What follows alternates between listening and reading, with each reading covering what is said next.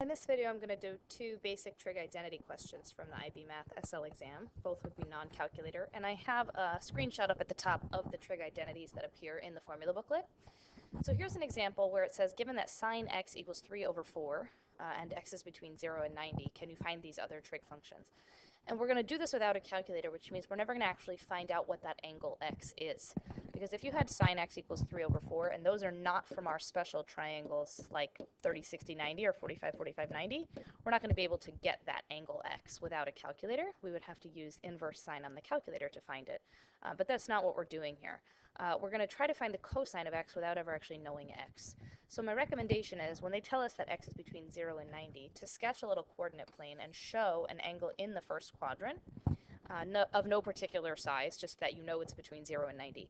In other questions, they might tell you that x is between pi over 2 and pi, so it might be in a different quadrant. So sketch the angle in the appropriate quadrant, and then create a triangle, where x would be the angle in here at the origin. And if the sine of it is 3/4, then I could label two sides of this triangle because I know sine is opposite. If I have a right triangle, I know that sine is opposite over hypotenuse. So I'm going to label 3 and 4. I don't have to check for anything being negative because I'm in the first quadrant. And I should be able to figure out what the other side of this triangle is as well. And don't fall into the trap of thinking that it's 5 because you're used to seeing a 3, 4, 5. 3, 4, 5 is a right triangle, but when 3 and 4 are the legs, then 5 would be the hypotenuse. That's not what we have here. So in order to find the other side, we'll have to use Pythagorean theorem. 3 squared plus b squared equals 4 squared, because it's the hypotenuse that is known. So 9 plus b squared equals 16, and therefore b squared equals 7. So b would be the square root of 7. We're just going to leave it in that form. It's exact. And we'll be able to now find any of the other trig ratios, cosine or tangent, and use identities to find the other ones here on this list. So the cosine of x adjacent over hypotenuse, so that'll be root 7 over 4. The cosine of 2x is not just the cosine of x doubled. We have three identities we can use for the cosine of 2 times the angle when we don't know the angle. So we're going to replace cosine 2x in this question with, you can use any of the identities, I'll just use the first one, cosine squared x minus sine squared x. And these are single angles. So cosine squared x, don't forget, means the quantity cosine x squared, and sine x means, or sine squared x means the quantity sine x squared. And since I have the cosine of x and the sine of x, I can fill those in here without ever knowing what the angle is. So the cosine of x is root 7 over 4. And the sine of x is given to us was 3/4, and both of these are squared.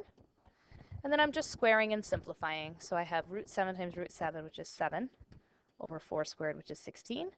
This is 9 over 16. And so in the end, negative 2 over 16, which is negative 1/8 if you simplify it. So the cosine of 2x, if we travel all the way down this, is the fraction negative 1/8. So I'm going to erase my work for it now just to put some more space back on the board and put that negative 1/8 as the answer.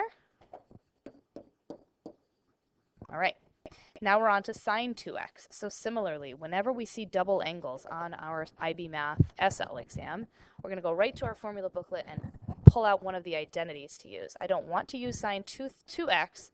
I want to use 2 sine x cosine x. And again, I can now substitute in place of the sine 3/4 and in place of the cosine root 7 over 4. And so this simplifies to 6 times root 7 divided by 16, which is 3 root 7 over 8. So now I have all a, b, and c. And then tan 2x is an interesting one. So I don't have a double angle identity for tan, but I don't need one. Because tan 2x, I have an identity for tan that I can apply. With theta being 2x, then this would be sine 2x over cosine 2x. So sine 2x over cosine 2x, which is why I don't need a tangent double angle if I have sine and cosine double angles. So I have the values of these already figured out in this question. I just need to put 3 root 7 over 8 divided by negative 1 over 8. And those 8s will cancel each other out, so we'll be left with negative 3 root 7 as the tangent of 2x. And then a second example that was kind of tricky when I first came across it. The expression 2 sine 3x cosine 3x can be written in the form sine kx. Find the value of k. You can look all day for a sine triple angle identity here, and you won't find one. We're not supposed to be changing sine 3x or cosine 3x to anything else in this question. Instead, what we are meant to do is identify that this looks a whole lot like this, which is the sine double angle identity. And so if you can imagine, there was something over here, sine kx, that then became written as 2 sine 3x cosine 3x, then